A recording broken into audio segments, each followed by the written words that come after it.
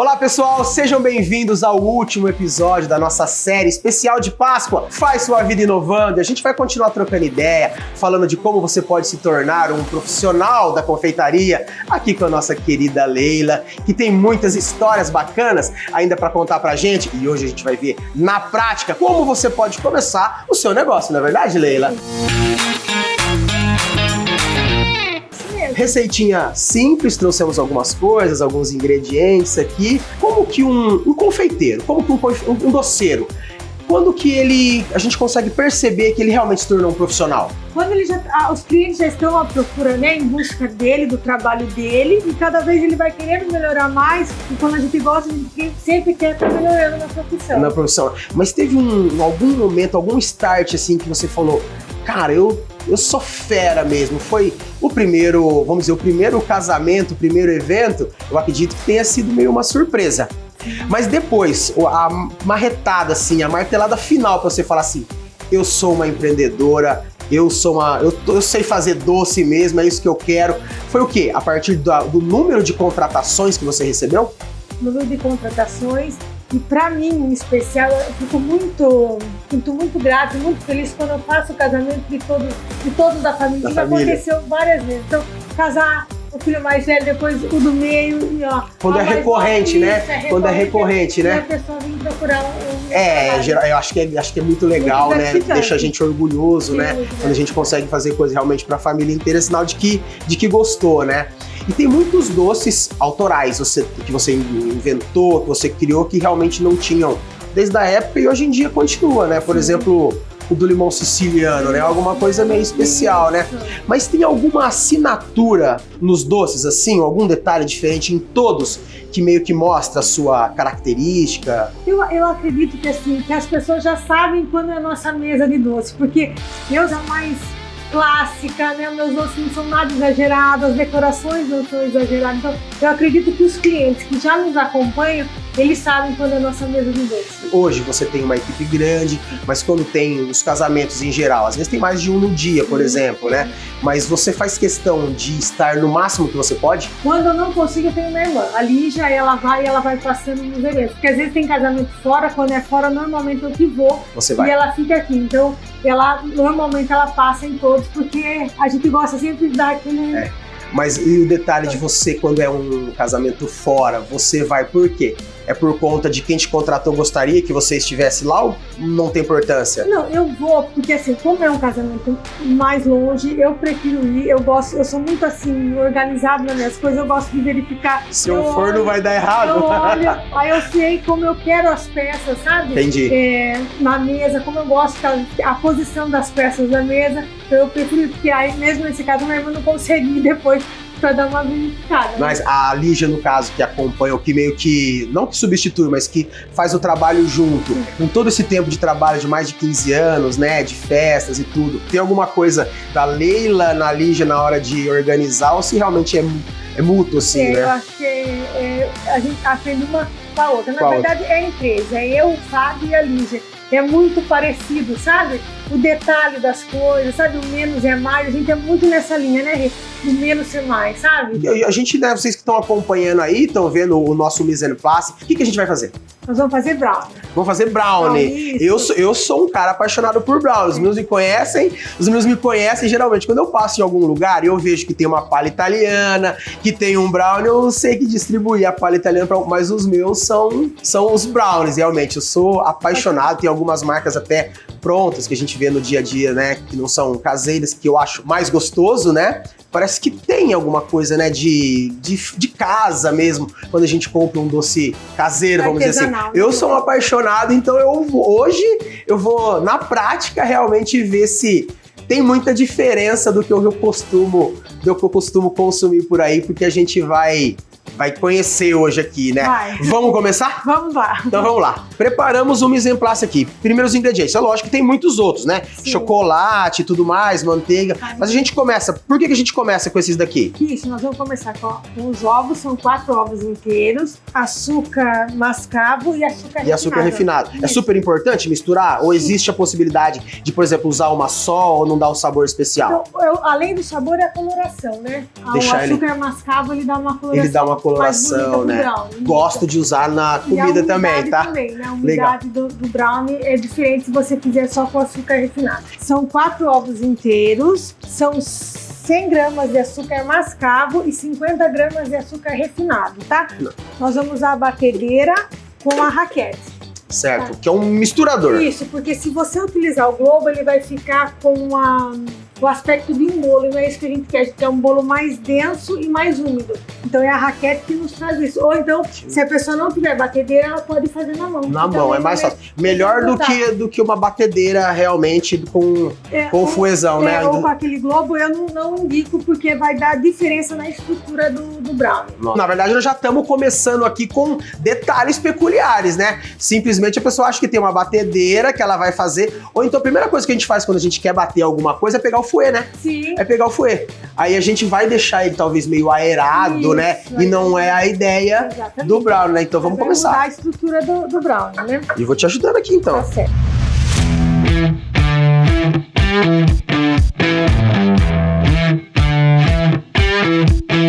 E a velocidade?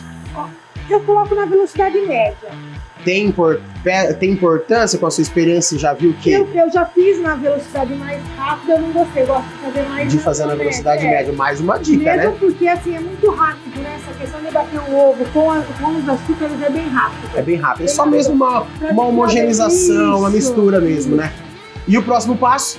Agora a gente deixa batendo, vai derreter o chocolate meio amargo, que são 250 gramas com 150 gramas de manteiga sem sal. De manteiga sem sal. Tem ponto da manteiga nesse momento? Não precisa, porque como vai ao micro-ondas, então ela pode ser gelada, derretida. Derretida. Beleza, vamos lá, vamos pegar.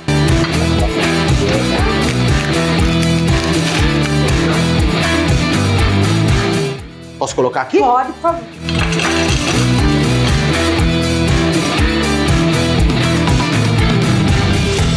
Potência 5, tá? Importante a potência também para não queimar o chocolate. Aí vai mexendo com o próprio calor, ele vai terminando de derreter. De derreter. Houve algum caso de você, por exemplo, usar uma manteiga clarificada, que às vezes não aparece o soro do leite, nesse sorinho que fica por cima? Você já fez alguma vez ou acha desnecessário, só gasta dinheiro a mais? Acho que é só gasta dinheiro a mais? Muda nada? Não muda nada, porque a gente vai envolver bem aqui, ó, a gordura. Vai homogeneizar, né? Tudo, e depois ele vai ter os ovos e vai bater também, então não tem necessidade. Porque tem uma história, tem muita história quando a gente faz as nossas receitas também. Pega o salgado, né? Isso. Mas até no começo, quando a gente fazia, a gente se preocupava. Às vezes a gente cozinhava a manteiga lentamente, ou em banho-maria, pra poder ir tirando o soro de cima, pra fazer clarificada. Pra você, nunca ninguém prestou atenção se eu usei clarificada ou se eu usei a outra, né? Eu acho que mesmo porque as pessoas querem praticidade. Nunca mais usei, mas nunca mais usei. A única coisa aqui que não pode ser margarina, tá? Tem que ser manteiga. A manteiga, ela deixa o brownie também com mais umidade. Mais umidade? Da margarina. Então não é que vai dar errado, não vai dar, mas não vai ficar a mesma textura no final. Já misturou tudo mesmo. Agora tudo. Mais uma aí. Faz uma aí pra todo mundo aprender. Use manteiga. Manteiga, E agora? Agora a gente vai colocar essa mistura aqui. E tá fácil até agora, Leila. Tá fácil. Tá né? fácil. Facinho, não tem erro, né? E se a gente fosse usar, por exemplo, a gente usou um chocolate belga? Chocolate belga, mas pode ser nacional. Pode ser um chocolate. Qual quiser. Mas geralmente o chocolate ao leite o mais leite comum. O meio amargo, né? O meio ao amargo leite, aqui a gente usou o meio amargo, né? O meio amargo pra fazer o brownie e depois vai ao leite também em gotas. Mas nada impede da pessoa pegar uma barra de chocolate, cortar em pedacinhos, não tem problema, e fazer. Então, e o próximo passo agora? Muito rapidinho, tá vendo? Sempre mantendo a mesma velocidade. Isso, na velocidade média, também é só até incorporar. Aqui a gente usou o mesmo estilo do amargo, aquela hora. Só que esse é o leite. Esse é o leite. Isso, esse é o leite. E aqui a farinha de trigo, juntamente com meia colher de chá de sal. O chocolate, o que muda tanto a gente usar o... Não deixar doce demais? Não, menos doce e também a coloração, né? O chocolate meio amargo, ele é mais escuro. Ele é mais escuro, né? Escuro. Ó, e agora a gente não derrete mais o chocolate. Não, agora ele é inteiro aqui. A farinha e o chocolate. Se a pessoa quiser acrescentar nozes, também pode. Quem gostar, 50 gramas de nozes, não tem problema. Quanto tempo você tem essa receita? Assim, uns 15 anos. Uns 15 anos. Você teve que, desde quando você começou a aprender a fazer essa receita, você teve que adaptar ela muitas vezes para chegar nesse sabor que você gosta hoje? Ou meio que foi muito natural, já sai meio que pronto, assim? Eu acho que eu mudei ela umas 2 vezes. Umas 2 vezes. Qual que foi o ajuste? Eu coloquei um pouquinho mais de chocolate meio amargo nela. Pra ficar menos doce? Isso, menos doce. E eu coloquei um pouco mais de chocolate ao leite. Porque quando você corta o chocolate ao leite, você sente ele, sabe? Então eu coloquei um pouquinho mais de chocolate ao leite. Foi essas 2 coisas. Só essas 2 coisas. E agora? Agora dá uma mexidinha também no fundo, a hora que tira, né, da batedeira, porque às vezes o batedor não consegue ir até o... pegar que cheiro maravilhoso. Até o fundo. Aí sempre fica, né, Isso. Sempre fica um gruminho, alguma coisa ou outra. Agora o ideal colocar em uma assadeira, se possível, 25 por 25, ela com ou papel manteiga ou papel alumínio, tá? Pra não grudar, não ter perca nenhuma do brownie. Então, ou coloca papel manteiga ou coloca papel alumínio na hora de assar. Se a gente quiser, por exemplo, usar a gente já deixar pronto o produto, por exemplo, a gente pode colocar no tamanho que a gente quiser. No tamanho que quiser. Muda muito de tamanho, não pode colocar muito, porque senão ele cresce demais. Se você deixar no nível certo, ele vai permanecer, porque ele pode crescer e depois, como que é a respeito da escolha, para o pessoal entender qual que é a escolha de embalagem que ela deve fazer? Certo. Na hora da cocção, normalmente ele cresce um pouquinho, mas na hora que você coloca para esfriar, ele volta. Então meio que vamos deixar no nível, usar o nível da assadeira, da bandeja, por exemplo. Isso. Então vamos usar o papel manteiga. Esse daqui tem bastante metragem, acho que é o ideal para usar, né, para quem usa em produção de grande escala, né? Acho que vale mais a pena, né? Mas você que tá fazendo às vezes em casa, tem medidas menores, né? Isso. Agora você vai ter que me mostrar como é que a gente vai fazer aqui pra... Vamos lá. Mede certinho. Isso. Passou. Muita tesoura. E o bom, por exemplo, se a pessoa não tiver muita assadeira e ela tiver muito pra fazer, ela coloca o papel, ela não precisa nem lavar a assadeira, né? Porque não precisa nem usar a assadeira. Ela vai colocando, vai assando uma em seguida da outra. Dá uma ajeitadinha, né, pra ficar certinho aqui, né?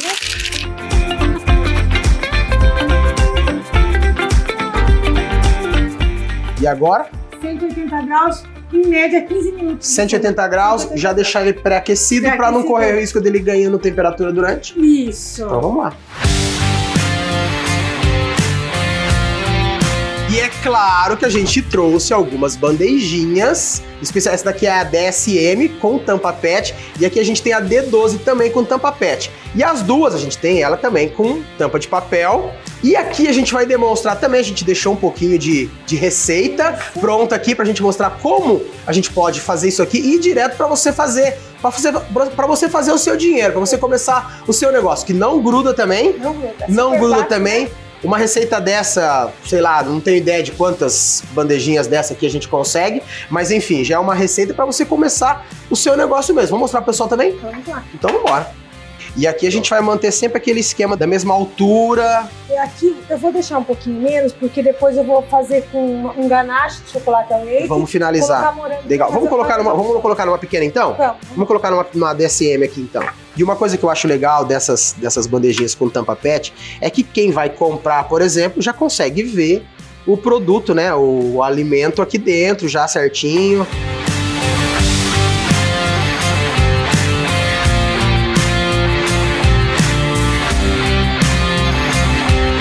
Vamos pro forno de novo?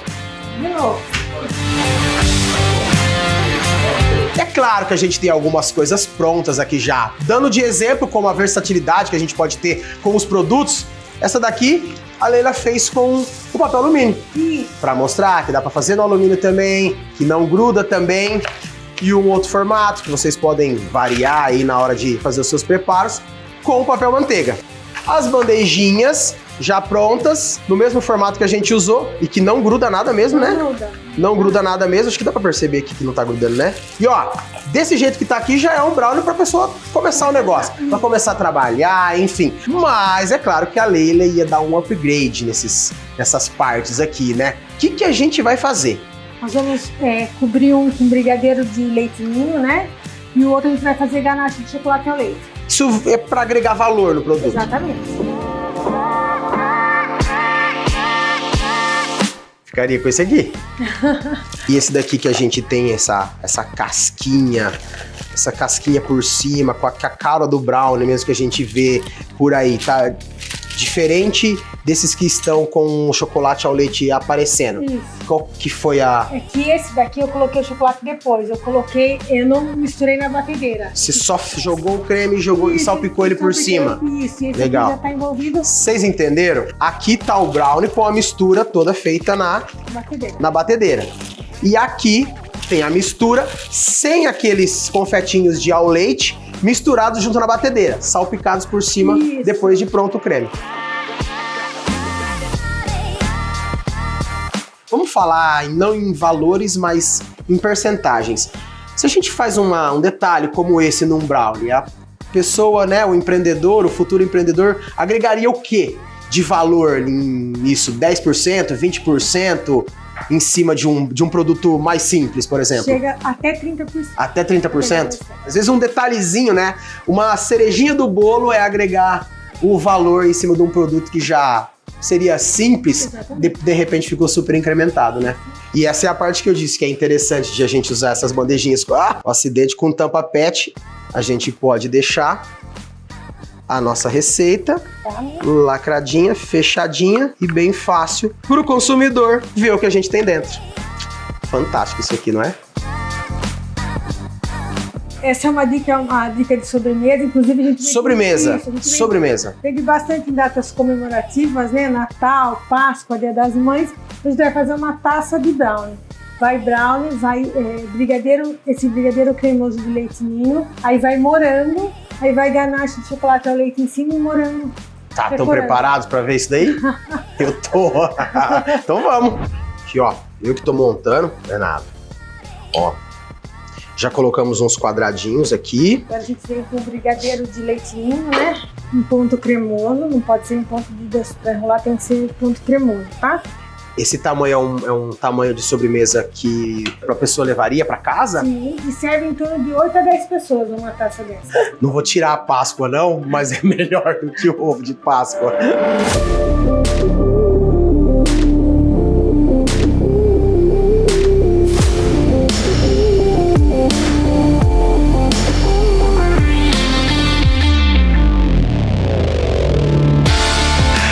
Deixa eu mostrar, deixa eu ter o privilégio de mostrar isso aqui. Que coisa mais linda! Olha isso aqui. Então é isso aí, pessoal. Chegamos ao fim de mais uma temporada. Obrigado, Leila. Posso te dar um abraço? Que dias maravilhosos do seu lado. Obrigado de verdade. Parabéns por todo o sucesso. Eu tenho certeza que você já era e agora... na internet, você vai ser inspiração para muitas mais pessoas. Eu que agradeço. Obrigado. E ó, não vem com essa de que você não se dá bem para falar na frente das câmeras, não, porque foi bem fácil para conversar hoje aqui. E é isso. Espero que vocês tenham gostado e pego todas as dicas e aprendido de como você pode se tornar um doceiro ou uma doceira profissional. E se você gostou, se inscreva no nosso canal, curta o nosso vídeo, comenta e compartilha para esse vídeo chegar para o maior número de pessoas. Ah, e não acabou por aqui não. Ainda vai ter um episódio especial para nossa Páscoa. Então vamos no 1, 2, 3 e Feliz Páscoa para todo mundo!